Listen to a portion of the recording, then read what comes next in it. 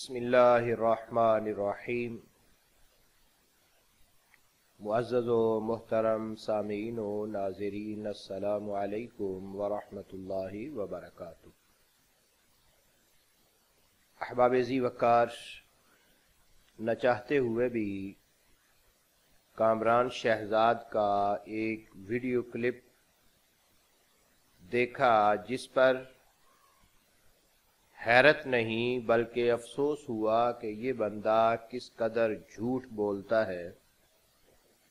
اور وہ بھی اس طرح کہ چرب زبانی کے ساتھ کہ دیکھنے والا اس کے جھوٹ کو بھی سچ سمجھ لے۔ چرب زبانی،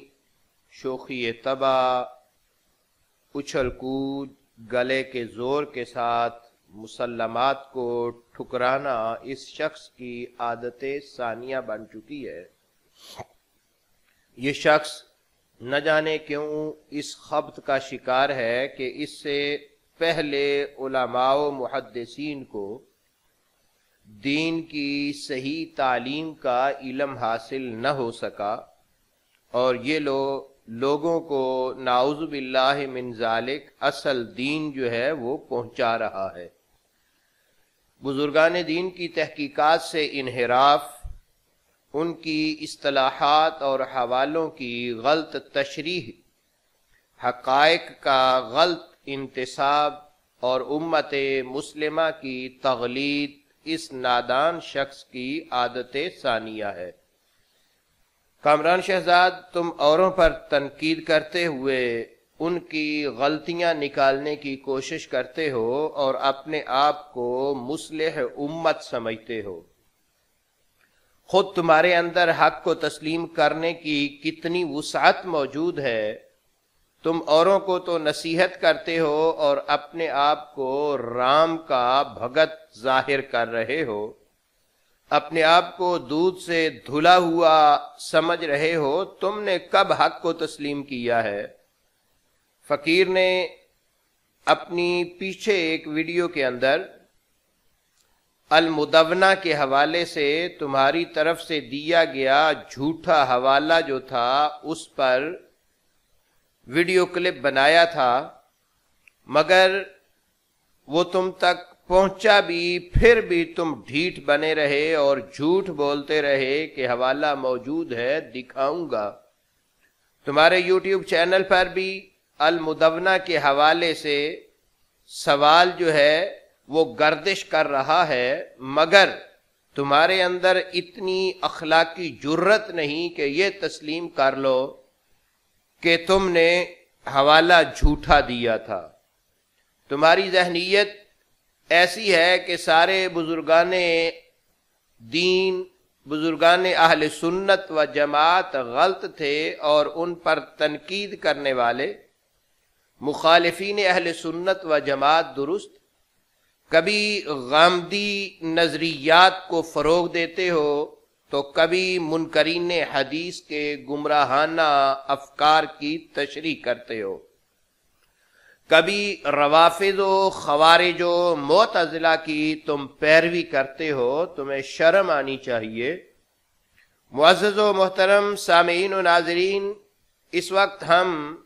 کامران شہزاد کے ایک دوسرے جھوٹ اور مغالطہ کی نشاندہی کرتے ہیں۔ کتب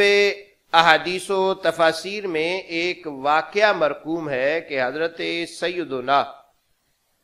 موسیٰ علیہ السلام نے مصر سے نکلتے ہوئے ایک بڑھیا سے حضرت یوسف علیہ السلام کی قبر انور کے متعلق پوچھا تھا، اور اس کے بتانے پر حضرت یوسف علیہ السلام کے جسم اطہر کو اپنے ساتھ لے لیا اور آپ فلسطین کی طرف تشریف لائے۔ اس واقعہ کے متعلق کامران شہزاد نے خوب اچھل کود کرتے ہوئے اس کے غیر مقبول اور غیر مستند جو ہے وہ ہونے پر چند حوالے دینے کی کوشش کی ہے۔ بقیہ گفتگو کے متعلق تو ہم انشاءاللہ اپنی دوسری ویڈیوز کے اندر کلام کریں گے۔ فی الحال اس کی طرف سے اپنی تائید میں دیے گئے حوالوں میں سے ایک حوالہ حافظ ابن حجر اسقلانی رحمت اللہ علیہ کی المطالب العالیہ کا بھی موصوف نے دیا ہے اور اسے اپنے موقف اور نظریہ کی تائید میں پیش کیا ہے، حالانکہ یہ بھی کامران شہزاد کا صریح دھوکہ اور جھوٹ ہے۔ حافظ ابن حجر اسقلانی علیہ رحمہ نے المطالب العالیہ میں کہیں بھی اس واقعہ کے متعلق کامران شہزاد کے نظریہ کے مطابق کوئی قول بیان نہیں کیا، اور نہ ہی حافظ ابن حجر اسقلانی علیہ رحمہ نے المطالب العالیہ میں اس واقعہ کو غیر مستند اور غیر معتبر قرار دیا ہے۔ تو ناظرین کرام، آپ پہلے اس احمق کامران شہزاد کا ویڈیو کلپ ملاحظہ فرمائیں۔ اس کے علاوہ ابن حجر اسقلانی رحمۃ اللہ علیہ کو المطالب کے اندر بھی مطالعہ کریں گے، انہوں نے بھی اس واقعے کی پوری تحقیق کر دی۔ جی تو معزز و محترم سامعین و ناظرین، یہ کامران شہزاد کا صریح دھوکہ ہے۔ حافظ ابن حجر اسقلانی رحمہ اللہ نے ہرگز المطالب العالیہ میں اس روایت کو غیر مقبول اور غیر مستند قرار نہیں دیا، بلکہ آپ نے تو المطالب العالیہ میں اس روایت کو مسند ابو یعلا کے حوالے سے ذکر کیا، اور اس کے بعد امام ابن حبان علیہ رحمہ کی صحیح ابن حبان میں موجود ہونے کی وجہ سے حافظ ابن حبان کی اس روایت کے متعلق تصحیح کا ذکر کیا۔ جی معزز و محترم سامعین و ناظرین، یہ کامران شہزاد کا صریح دھوکہ اور جھوٹ ہے۔ حافظ ابن حجر اسقلانی علیہ رحمہ نے ہرگز المطالب العالیہ میں اس روایت کو غیر مقبول اور غیر مستند قرار نہیں دیا، بلکہ آپ نے تو المطالب العالیہ میں مسند ابو یعلا کے حوالے سے اس واقعہ کو ذکر کیا، اور اس کے بعد امام ابن حبان کی تصحیح کو ذکر کیا کہ امام ابن حبان علیہ رحمہ نے کیونکہ اس روایت کو اپنی صحیح کے اندر، صحیح ابن حبان کے اندر جو ہے وہ جلد نمبر 2 صفحہ نمبر جو ہے وہ 500 اور 501 پر حدیث نمبر 723 میں اس کو بیان کیا تھا، تو اس بنیاد پر امام ابن حبان کے بیان کرنے کی وجہ سے حافظ ابن حجر اسقلانی رحمہ اللہ نے ان کی طرف اس کی تصحیح کو جو ہے وہ ذکر کیا کہ صحح ابن حبان، کہ امام ابن حبان نے اس کی تصحیح کی ہے۔ تو ان کی تصحیح میں ہونے کی وجہ سے ان کی طرف سے، یعنی ان کی صحیح میں ہونے کی وجہ سے ان کی طرف سے حافظ ابن حجر علیہ رحمہ نے اس پر حکم صحت جو ہے وہ لگایا اور اسے برقرار رکھا، اور امام ابن حبان علیہ رحمہ کی تصحیح پر ذرہ برابر بھی نقد نہیں فرمایا۔ حافظ ابن حجر اسقلانی علیہ رحمہ نے اس کو ذکر کیا اور اس پر کوئی تعرض اور کوئی مناقشہ جو ہے وہ نہیں کیا۔ اسکرین پر آپ مطالب العالیہ کے نسخوں کے جو ہے وہ اسکین ملاحظہ فرمائیں۔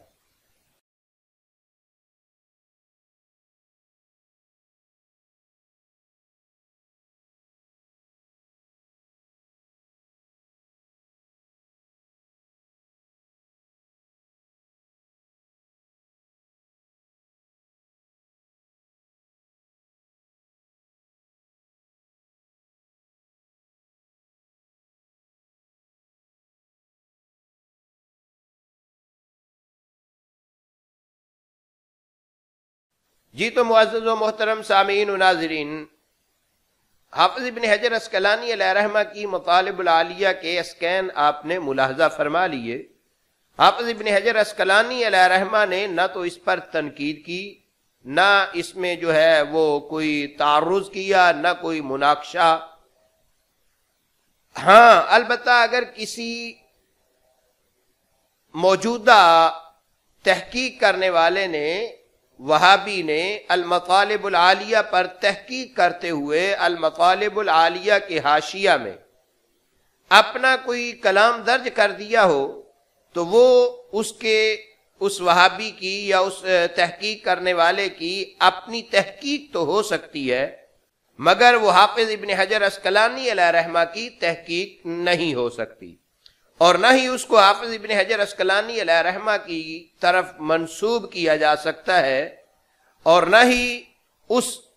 तहकीक करने वाले या वहाबी की तहकीक को हाफिज इब्न हजर अस्कलानी अलैहि रहमा की जानिब मंसूब करके कोई धौंस जमाई जा सकती है। मोहतरम, हम आपकी इस्लाह चाहते हैं, आप अपने आप में तब्दीली लाएं, अपनी तहकीक पर इतना एतमाद करने की बजाय किसी मुस्तनद और मोतमद आलिम दीन को अपनी तहकीक से आगाह करें और उनकी तरफ से पूरी तहकीक करवा कर फिर उसको अपना नुक्ताए नजर बनाया करें। आप अपना चूरन बेचने की कोशिश न करें,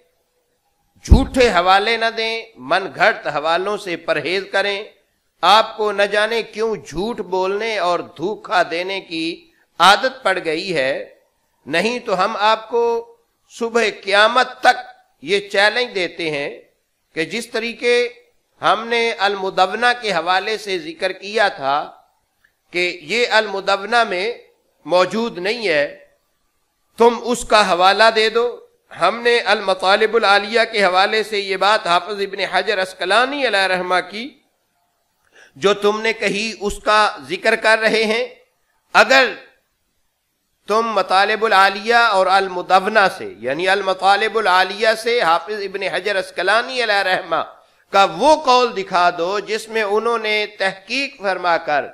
इसको गैर मकबूल और गैर मुस्तनद करार दिया है, तो हम भी मान जाएंगे कि तुम दुनिया के अंदर एक नए मुफक्कर और जो है वो मुहक्किक पैदा हो चुके हो। मगर याद रखो कि ये झूठ, धोखे, दगाबाजियां ये कभी भी जो है वो नहीं चलती, और इनके लिए इनकी वजह से इंसान को शर्मिंदगी उठाना पड़ती है। इंशाअल्लाह उस रिवायत के बारे में और गरीब के बारे में और उस रिवायत की तसहीह के बारे में इंशाअल्लाह उल अजीज फकीर अपनी दूसरी वीडियो के अंदर जो है वो तफसील बयान करेगा। वस्सलामु अलैकुम व रहमतुल्लाहि व बरकातहू।